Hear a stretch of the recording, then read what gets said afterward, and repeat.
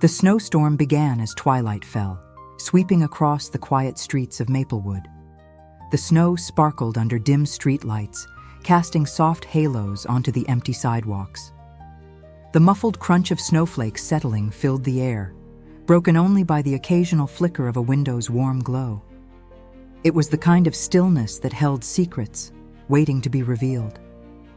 By the time night descended, the neighborhood was blanketed in thick drifts of white, muffling the world under its weight. Inside the Peterson home, however, Christmas preparations hummed with energy. The house glowed with warmth, soft yellow light spilled from the windows, the scent of cinnamon and roasting turkey filled the air, and the faint sound of carols floated in from the living room. Ellie Peterson stood in the dining room, her hands on her hips, surveying the table she had spent all day perfecting. The centerpiece, a garland of fresh holly woven with fairy lights, cast a soft glow over the crimson tablecloth.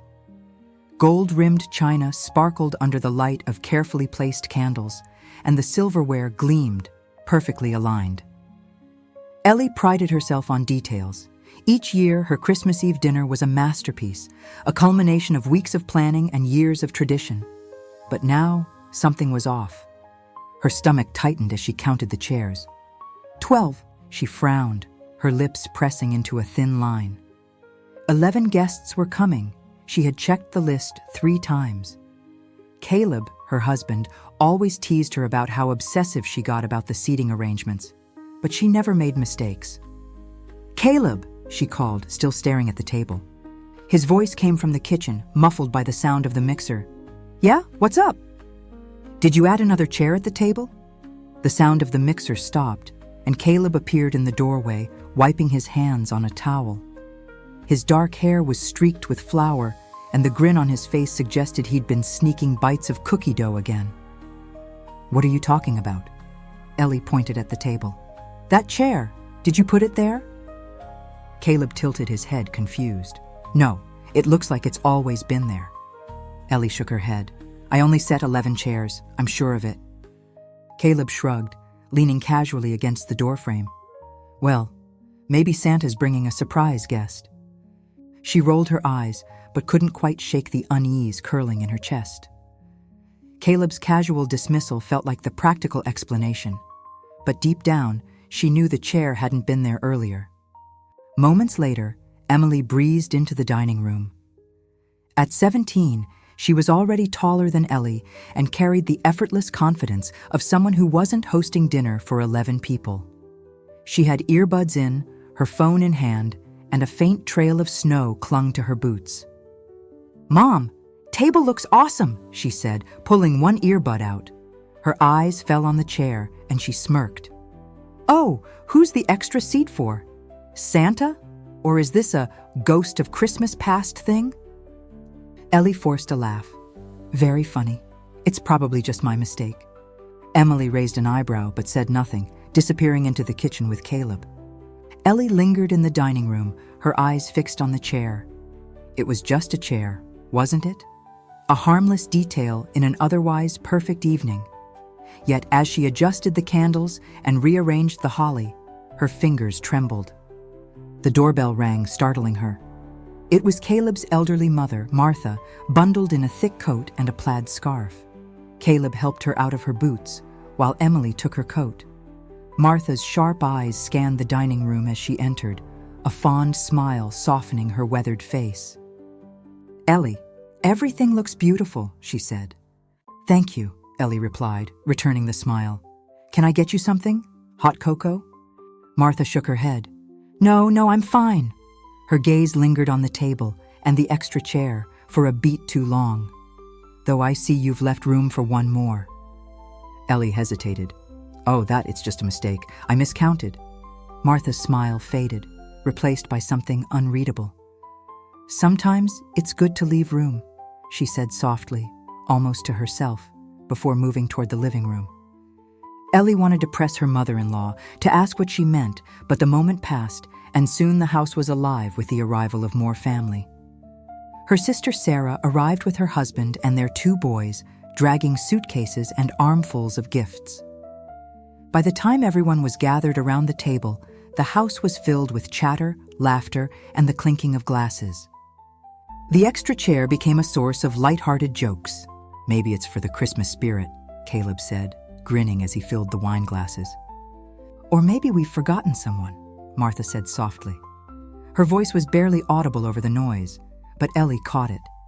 The meal began, and the evening unfolded as Christmas Eve dinners always did. Stories were shared, plates were piled high with food, and the children darted in and out of the room, laughing and playing. But every so often, Ellie's eyes drifted to the empty chair. It sat at the end of the table, perfectly aligned with the others. For all the noise and warmth in the room, it remained untouched, a silent witness to the festivities. By the time dessert was served, Ellie could no longer ignore the feeling that the chair didn't just belong, it was waiting. "Looks like it's staying empty," Caleb remarked, piling plates into the dishwasher after everyone had gone home. Ellie nodded but said nothing. Even as they cleaned up, even as Caleb wrapped his arm around her and they stood together at the window, watching the snow fall, her thoughts lingered on the chair. When the house fell silent, she crept back to the dining room. The table was dimly lit by the glow of the Christmas tree in the corner. The extra chair loomed in the shadows, its presence heavier in the quiet. "It's just a chair," she whispered to herself, but her voice sounded small, even to her own ears. The snowstorm had passed by morning, leaving the world outside blanketed in pure, untouched white.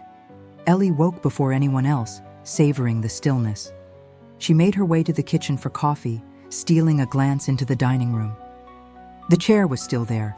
She had just taken her first sip when a knock sounded at the door. Frowning, she set the mug down and padded to the front door, still in her robe. When she opened it, an elderly man stood on the porch, his wool coat dusted with snow. "Mrs. Peterson?" he asked, his voice thin but steady. "Yes," Ellie replied cautiously.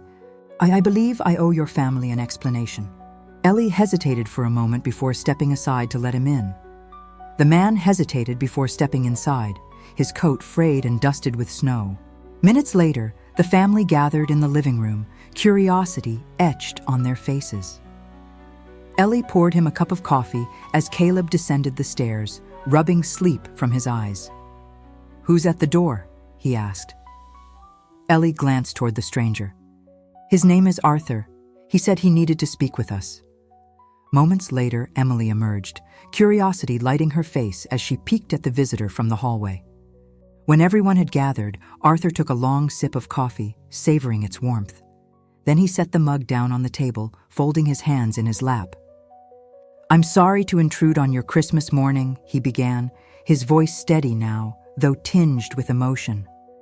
"But something happened last night that I couldn't ignore. I saw your home through the storm, saw the light, the joy, and then I saw the chair." At this, Ellie and Caleb exchanged a glance. "You saw the chair?" Ellie asked cautiously. Arthur nodded. "Yes, and it reminded me of something, a promise I made long ago but never kept." He paused, his eyes scanning the room, lingering on Martha, who had entered silently and stood watching from the corner. Martha's expression shifted. Her hand trembled slightly as she reached for the back of the sofa for support. "You," she said softly, almost inaudibly. Arthur met her gaze, his face suddenly vulnerable. "Martha," he whispered. The room grew impossibly still. Arthur took a deep breath and began his story.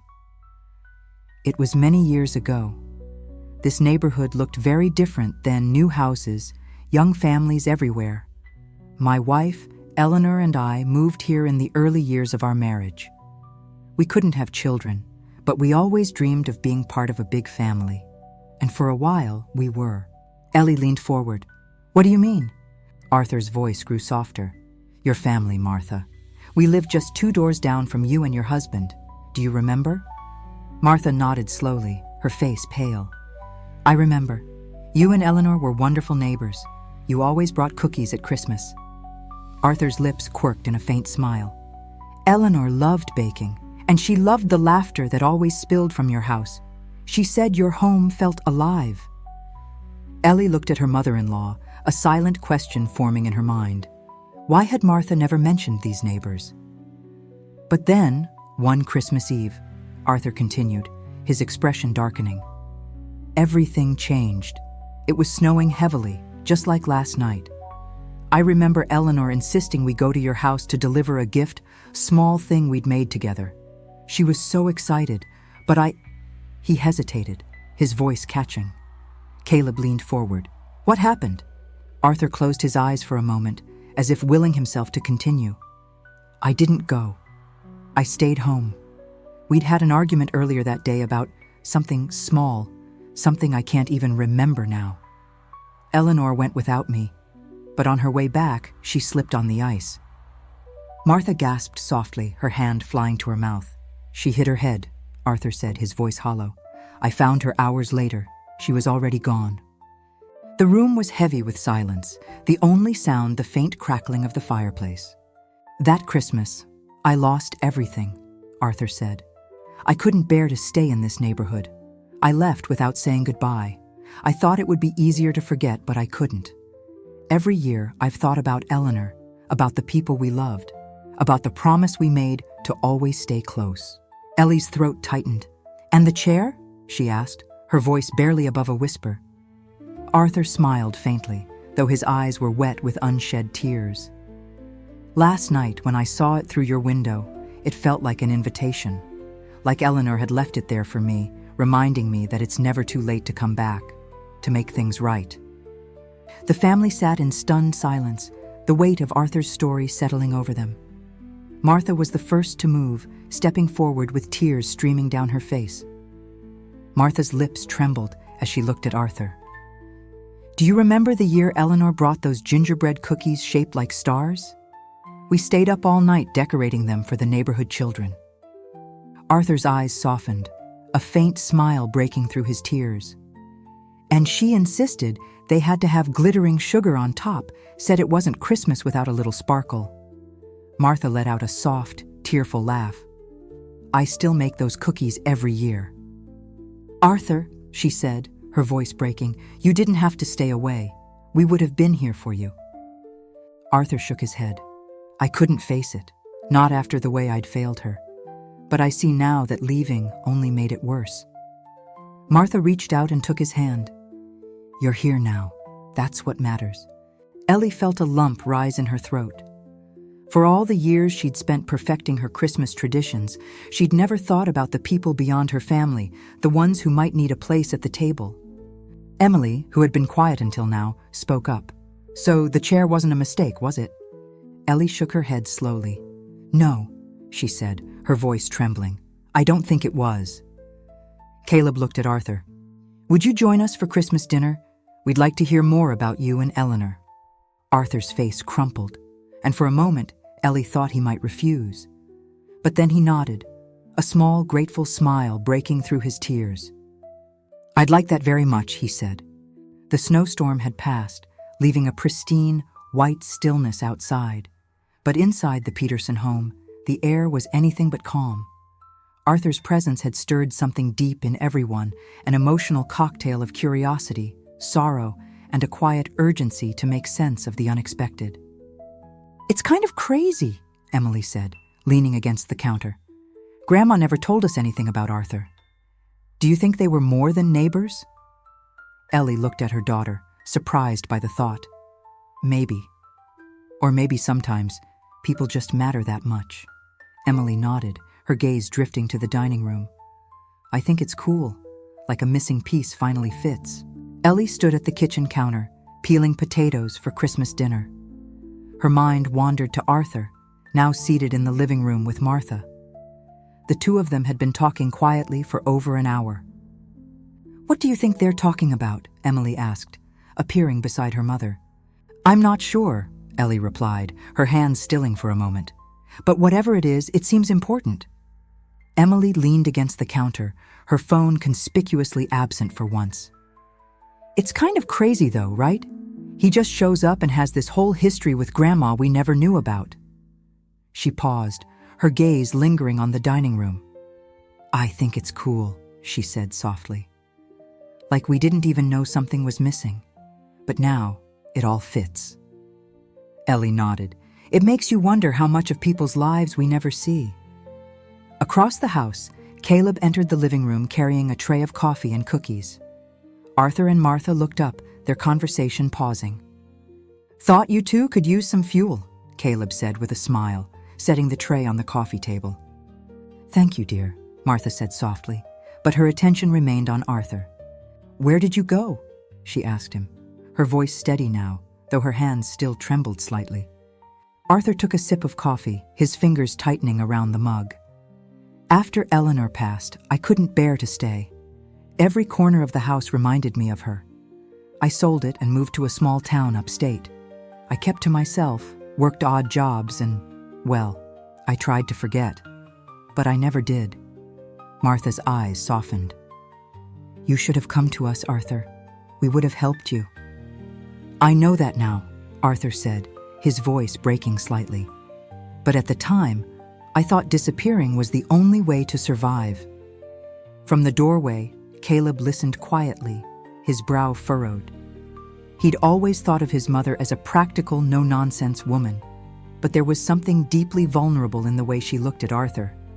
It was clear their connection ran far deeper than the occasional neighborly exchange. Meanwhile, Ellie couldn't shake the nagging feeling that there was more to Arthur's story. She dried her hands on a towel and stepped into the hallway. As she approached the living room, she caught the tail end of their conversation. "You were always family to us," Martha was saying. "Eleanor, too. She loved you more than you realized." Arthur smiled faintly, but his eyes betrayed the depth of his regret. "I should have been there for her that night. I shouldn't have let her go alone." Ellie entered the room, offering a gentle interruption. "Arthur, can I ask you something?" He nodded, looking up at her. "That chair," she said, glancing toward the dining room. "When you saw it last night, why did it make you think of Eleanor?" Arthur hesitated, his gaze dropping to his hands. "It wasn't just the chair itself," he said slowly. "It was the way it looked, like it was meant for someone. It reminded me of a tradition Eleanor and I had. Every Christmas, we'd leave a chair empty at our table." Ellie's chest tightened as she looked at the chair, now occupied by Arthur. It wasn't just a tradition. It was a quiet act of faith, a belief that no one was truly gone as long as they were remembered. For years, she had obsessed over making every detail of Christmas perfect. Yet somehow, the simplest gesture a single chair had conveyed a depth of love she hadn't realized was possible. "Why?" Caleb asked, stepping further into the room. "To honor those we'd lost," Arthur replied. "Family, friends, anyone who couldn't be with us that year. It was her way of keeping them close." Ellie's breath caught. "So when you saw the chair here—" Arthur nodded. "I felt like it was a sign, a way of saying it was time to stop running, to come home." The words hung in the air, heavy with meaning. As the day progressed, the family tried to carry on with their usual Christmas routine cooking, playing board games, unwrapping the few gifts they hadn't opened the night before, but Arthur's story lingered in the back of their minds. While Caleb and Emily set the table for dinner, Ellie found herself drawn to Martha, who sat alone in the kitchen, peeling an apple with slow, deliberate motions. "Mom," Ellie said, sitting beside her, "can I ask you something?" Martha nodded but didn't look up. "Why didn't you ever tell us about Arthur, about Eleanor?" Martha's hands stilled. She set the knife down and sighed. "Because it hurt too much," she admitted. "Arthur and Eleanor were like family to us. When she died and Arthur left, it felt like we'd lost them both. I thought about reaching out, but—" She trailed off, her voice breaking. "Sometimes it's easier to bury things than to face them." Ellie placed a hand on her mother-in-law's arm. "But he's here now, and maybe this is your chance to heal." Martha nodded, her eyes glistening. That evening, as the family gathered for Christmas dinner, the dining table felt different. Arthur sat in the extra chair, and while his presence filled the space physically, it also seemed to fill an emotional void no one had realized was there. As they passed dishes around and shared stories, Arthur spoke of Eleanor, her laughter, her kindness, the way she had loved Christmas more than any other time of year. The family listened intently, drawn into a world they hadn't known existed. But as the night wore on, the mood shifted. Arthur's stories grew quieter, tinged with regret, and his gaze often lingered on Martha. "There's one more thing I need to tell you," Arthur said, his voice cutting through the chatter. The room fell silent. Arthur's hands trembled as he reached into his coat pocket and pulled out a small, weathered envelope. "Eleanor wrote this the night she died," he said, his voice heavy with emotion. "I found it after everything happened. I've carried it with me ever since, but I think it's time for you to have it." He held the envelope out to Martha, who took it with shaking hands. "What does it say?" Emily asked softly. Martha hesitated, her eyes scanning the faded handwriting on the front of the envelope. "To Arthur and Martha," she read aloud. Her voice broke as she opened it, revealing a short, handwritten letter. As she read the words silently, tears spilled down her cheeks. When she finished, she looked at Arthur with a mix of sorrow and gratitude. "She forgave you," Martha said, her voice trembling. "She said she knew you'd find your way back, and she wanted you to know you were never alone." Arthur's head bowed, his shoulders shaking as tears fell freely. Ellie reached for Caleb's hand, her own eyes brimming. The air around the table was thick with emotion, but for the first time, the extra chair didn't feel like an anomaly. It felt like a bridge connecting the past to the present, the lost to the found.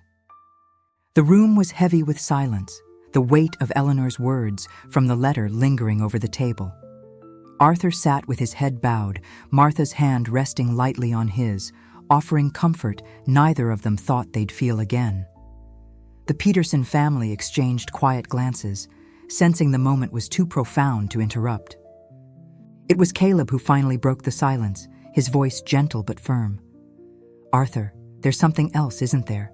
Something you haven't told us." Arthur looked up, his face pale but resolute. "Yes," he said quietly, "there's one more thing." He reached into the same coat pocket where he'd kept the letter and pulled out a small, worn ornament. It was a delicate glass angel, slightly chipped at one wing, its surface frosted with age. He held it up, and everyone's eyes fell on it as though it glowed. "This belonged to Eleanor," Arthur said, his voice steady but full of emotion. "It was her favorite Christmas ornament. She always insisted it be placed at the top of the tree, said it represented hope." He paused, looking at Martha. "She wanted you to have it." Martha's lips trembled, and tears welled in her eyes as she reached for the ornament. Her fingers brushed its surface, and a faint, bittersweet smile spread across her face. "I remember this," she whispered. "She brought it over one Christmas and insisted we borrow it because we'd forgotten to buy a topper. I can't believe you've kept it all these years." Arthur nodded. It was all I had left of her. Ellie felt a lump rise in her throat as she watched the exchange. She glanced at Caleb, who nodded silently, as if reading her thoughts. "We should put it on the tree," Ellie said softly, rising from her seat. Martha hesitated, her gaze shifting from the ornament to Arthur. "Would you?" she asked, holding it out to him. Arthur's hands trembled as he took the fragile ornament, and Caleb helped him to his feet. Together, they walked to the Christmas tree, its lights casting a warm, golden glow. Arthur reached up slowly, his movements careful and deliberate, and placed the angel at the top. As the angel settled on the top branch, the room seemed to hold its breath. The lights of the tree refracted through the chipped glass, casting shimmering patterns on the walls. To Ellie, it felt like the angel wasn't just an ornament, it was Eleanor's way of being there, watching over them. When he stepped back, his face was streaked with tears, but his expression held a quiet peace. The rest of the evening unfolded in a quieter, more reflective tone. The family listened as Arthur recounted memories of Eleanor, the way she had loved to sing Christmas carols, her habit of leaving handwritten notes for neighbors, and her unwavering belief in the magic of the season. But as the stories flowed, Ellie couldn't shake the feeling that there was still something unspoken between Arthur and Martha. She watched their glances, the way they seemed to carry an unspoken understanding. Finally, as dessert was being served, Martha cleared her throat. "There's something I need to say," she announced, her voice steady but full of emotion. All eyes turned to her. "Martha, Arthur began, but she held up a hand. "No, Arthur, it's time," she said, her gaze meeting his. "They deserve to know." Ellie's heart skipped a beat. "Know what?" she asked, her voice barely above a whisper. Martha took a deep breath. When Eleanor and Arthur lived next door, they weren't just neighbors to us. Arthur was more than a friend. He was family. "What do you mean?" Caleb asked, his brow furrowed.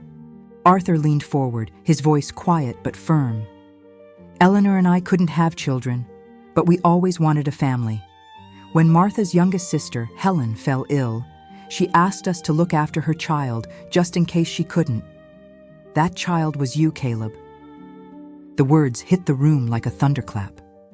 Caleb stared at Arthur, his face a mask of shock. "What are you saying?" Martha's eyes filled with tears. "Arthur and Eleanor were meant to adopt you if anything happened to Helen. But when she recovered, we all agreed it was best for you to stay with your birth family. Still, Arthur and Eleanor loved you as their own. And when Eleanor passed, Arthur left because it was too painful to stay close." Caleb looked between his mother and Arthur, his voice barely audible. You would have been my father." Arthur nodded, his eyes glistening. "In another life, perhaps. But you've had a wonderful family. That's all I ever wanted for you." The revelation hung in the air, raw and electrifying. Caleb rose from his chair, pacing for a moment before turning back to Arthur. "You should have stayed," he said, his voice trembling. "We could have been part of your life." Caleb sat heavily in a chair, his mind spinning. He thought about all the milestones in his life, his first home run, his father teaching him to drive, family vacations. Would those memories have been different if Arthur had stayed? He realized it wasn't about what might have been. It was about what could still be. Caleb sank into the nearest chair, his mind spinning. He thought about the moments that had shaped him, family dinners, summer vacations, his father teaching him to ride a bike. For the first time, he wondered if those moments might have looked different. Would Arthur have been the one at his baseball games? Would Eleanor have tucked him in at night? The thought was dizzying, bittersweet. Arthur lowered his head. "I know, and I've regretted leaving every day since." Ellie stepped forward, placing a hand on Caleb's shoulder. "He's here now," she said gently. "That has to mean something." Caleb's shoulders slumped, and after a long pause, he turned to Arthur. "Do you want to stay? Not just for tonight? I mean to be part of this family again?" Arthur hesitated before nodding, his voice steady despite the emotion. "If you'll have me." Caleb stepped closer, extending his hand. Arthur took it, and for a brief moment, they stood connected, not as strangers, but as family rediscovering its ties. In the distance, the faint sound of laughter drifted from the living room, and Caleb smiled. "We have a lot to catch up on." Arthur's breath caught, and for a moment, he couldn't speak. Finally, he nodded, his voice breaking. "I'd like that very much." That night, after Arthur had retired to the guest room and the house was quiet again, Ellie stood in the living room, staring at the Christmas tree.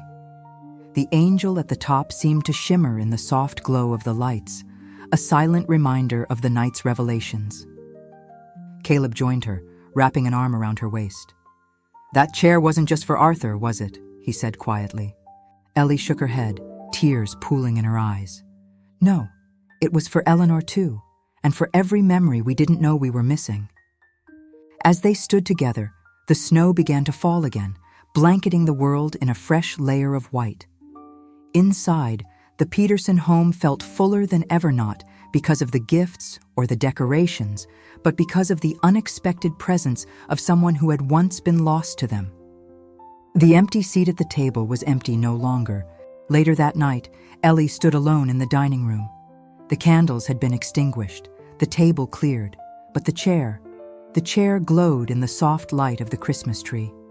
For years, she had obsessed over perfection, yet this Christmas, she realized it was the imperfections, the unexpected, that made the season whole.